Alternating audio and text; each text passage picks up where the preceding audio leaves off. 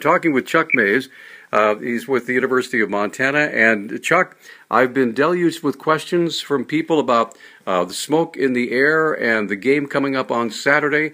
And people are concerned and worried that the NCAA or someone might come in and say, I'm sorry, there's just too much junk in the air, we can't play the game. So what can you tell me about the procedure, how that would go forward?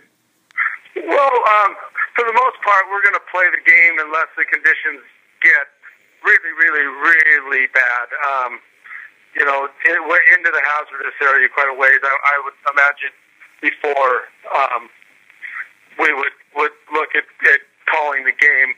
But that is a decision that would be made with the officials and the athletic directors and the coaches at that time, because the air quality changes so fast here. In the next couple of days we could, Mount Sentinel all of a sudden gets on fire and we have smoke coming right down into the field. That's a whole different deal than what we have right now. So to have a crystal ball and look ahead and say, this is what's going to happen, we can't do that. So we have to play it pretty much as a, what it's like the day of. So it would be a game day decision then? Pardon me? It would be a game day decision then? It would be. And what I would say mostly to the folks is you need to look out for yourself. You need to look at what the air quality is and make the decision on whether or not it is safe for you to attend the game. We have athletes out on that field that are in the top 1% of all the people in the country as far as their shape physically, and the smoke's not going to affect them in the same manner that it's going to affect somebody, a 55-year-old person with emphysema or asthma. So you need to take responsibility for your health and your actions and what you're going to do.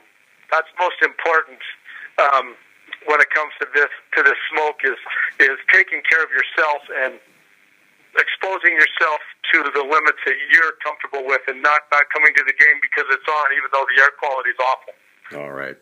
That is just what I needed. Now, about real quick about the construction, how are we doing as far as parking? Parking, everything's back to normal. We've buttoned it up. The utility package for the Champion Center happened over the summer.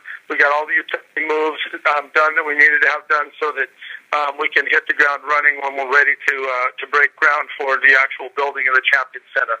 So we've buttoned everything up. You will notice a few changes.